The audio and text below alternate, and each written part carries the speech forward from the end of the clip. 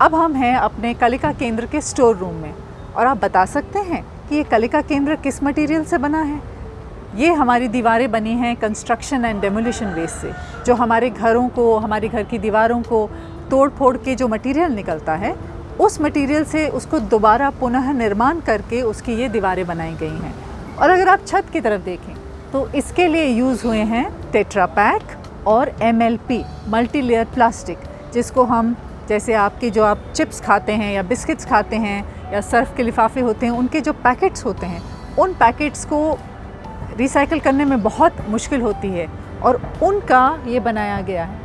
इससे हम ये नहीं कह रहे हैं कि आपको और चिप्स और बिस्किट्स खाने चाहिए, हम ये कह रहे हैं कि उनका पुनः निर्माण किया जा सकता है, लेकिन वे हमारे वातावरण में रहेंगे, वो कहीं नहीं जाएंगे। शायद हम चले जाएंगे, लेकिन लाखों वर्ष तक ये MLP और टेट्रा पैक हमारे वातावरण में रहेंगे।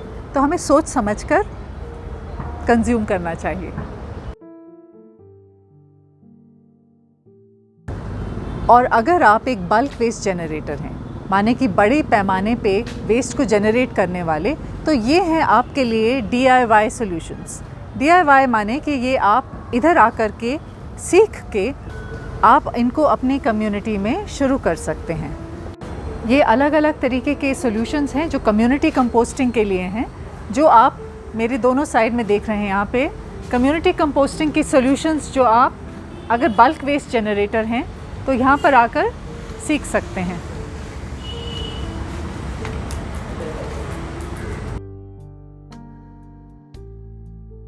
और अब मैं हूँ हमारे स्वच्छ गृह कलिका केंद्र के सबसे सुंदर हिस्से में, जहाँ पर हमारी गौरी और लक्ष्मी हैं। ये हमें गोबर देती हैं जो हमारी कंपोस्टिंग में यूज़ होता है, और इतने प्यार से यहाँ का हमारी घास खाती हैं। हमारे यहाँ पे जितने भी विज़िटर्स होते हैं उनको प्यार देती हैं। और आपको ज़रूर आना है यहाँ पे स्वच्छ गृह कलिका केंद्र में गौरी और लक्ष्मी से मिलने। इस जगह की देखरेख करने वाले हैं SWMRT, जो एक ट्रस्ट है। मैं भी उसकी एक मेंबर हूँ, और उनके इन गौरी और लक्ष्मी की देखरेख करने के लिए भी हमें सहयोग चाहिए, आपका सहयोग चाहिए। और अगर आप हमारे साथ जुड़ना चाहते हैं तो आप हमारी वेबसाइट पर डोनेशन कर सकते हैं या हमारी ईमेल पर लिख सकते हैं और हमारे साथ जुड़ सकते हैं और गौरी और लक्ष्मी की देखरेख में एक हिस्सा बन सकते हैं। गौरी और लक्ष्मी की जो काउडंग है, जो इनका काउडंग निकलती है, उससे हम प्रतिदिन 500 से 600 किलो वेस्ट प्रोसेस कर सकते हैं। हमें इन दोनों का सहयोग और प्रेम हमारे इस स्वच्छ गृह कलिका केंद्र में बहुत ज़रूरी है। Okay. On this. Yeah. This is on your hand. Yes. Yeah. Ready? 1, 2. जोर से मोनिका। 1, 2, 3. That's all. तो ये है हमारे गोबर जो हमारी लक्ष्मी और गौरी ने हमें दिया है गिफ्ट। और इस गोबर के बहुत फ़ायदे हैं। एक बार ये जब गोबर के केक सूख जाते हैं तो इनको आप पानी में डाल करके अपने पौधों में, अगर आप एक बाल्टी में एक केक डालते हैं तो उसको आप माइक्रो ऑर्गेनिजम्स की तरह यूज़ कर सकते हैं, या तो अपने बगीचे में, अपने कंपोस्ट बिन में भी उसका पानी जो है बहुत लाभदायक होता है माइक्रो ऑर्गेनिजम्स को जनरेट करने के लिए, और बहुत न्यूट्रिशियस होता है खाद के लिए भी, आपके पौधों के लिए। तो इसको हम गौरी और लक्ष्मी के ये जो उनका घर है उसके अंदर भी इस्तेमाल करते हैं। इसको जलाते हैं ताकि मच्छर और मक्खियाँ यहाँ से दूर रहती हैं। तो ये सब नेचुरल तरीके हैं अपने सॉइल को और स्वस्थ बनाने के लिए।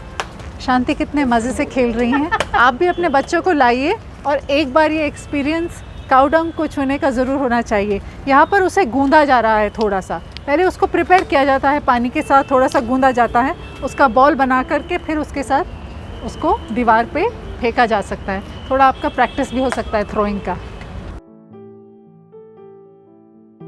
इस जगह पे हम इकट्ठे होकर सस्टेनेबिलिटी और वेस्ट मैनेजमेंट पे सेशंस करते हैं। कुछ श्रोता आते हैं और हमसे सवाल पूछते हैं, उनके लिए हम यहाँ पर सेशंस करते हैं ताकि वे भी एक लो वेस्ट लाइफस्टाइल निभा सकें। ये देखिए हमारी कंपोस्ट से उगी हुई हमारी सब्जियाँ। ये है ओकरा, जिसको भिंडी बोलते हैं, और यहाँ पे देखिए हमारे पर्पल कैबेज, बंद गोभी, और ये इतनी सुंदर पोषक और बड़े बड़े पौधे इसीलिए हैं क्योंकि हम यहाँ पर अपने कलिका केंद्र की खाद डाल रहे हैं। कलिका केंद्र में रोज़ 500 से 600 किलो गीली वेस्ट यानी किचन वेस्ट का नियोजन होता है, और उसी से इसकी जो मिट्टी है इतनी इसकी मिट्टी इतनी पोषण वाली है कि यहाँ के पौधे बिल्कुल निखरे, सुंदर, और इतनी सुंदर सब्जी हमें यहाँ से मिल रही है।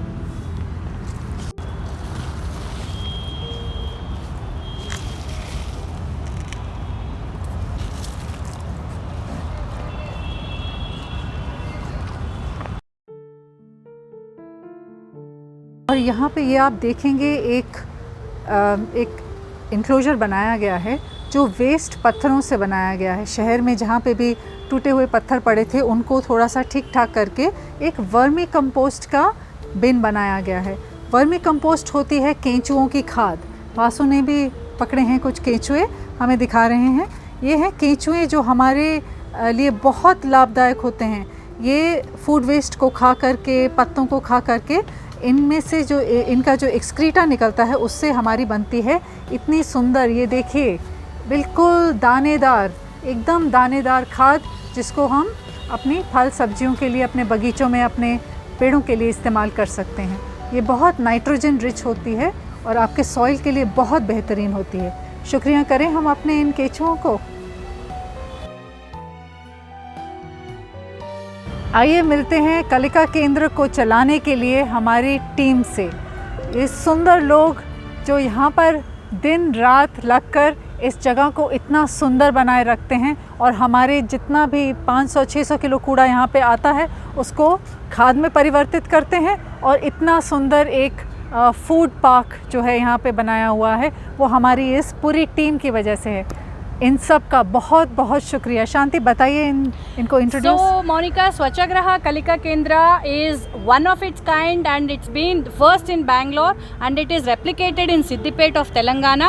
So recently we had an announcement from Government of Telangana that every ULB, every municipality should have a learning center like this. It's very important. They understood the value of learning center in every ULB. We are feeling very grateful that government is understanding, and what it takes for a Kalika Kendra or a Swachh Buddy to come up. One thing is a political will, which is a must. So we need to make the leaders understand its importance, and the bureaucracy, fund and everything should come from the government. And it doesn't end there. Establishing a Kalika Kendra or a Swachh Buddy doesn't end by establishment.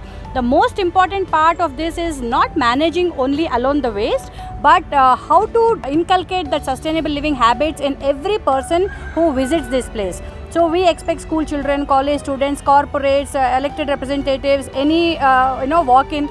So thousands of people will change their perception towards waste. They feel that my waste is my responsibility, and this learning center is a pride for all of us, and what it takes to be successfully running, how the skilling program happens, how we teach people, karigars for composting, becoming experts in compost, how we have every weekend we have a volunteering day here. So many people across Bangalore will come here, touch the soil, get connected with nature and enjoy their weekend here. That's a volunteering day program. How is it successful, sustaining and so vibrant? Because of the team here.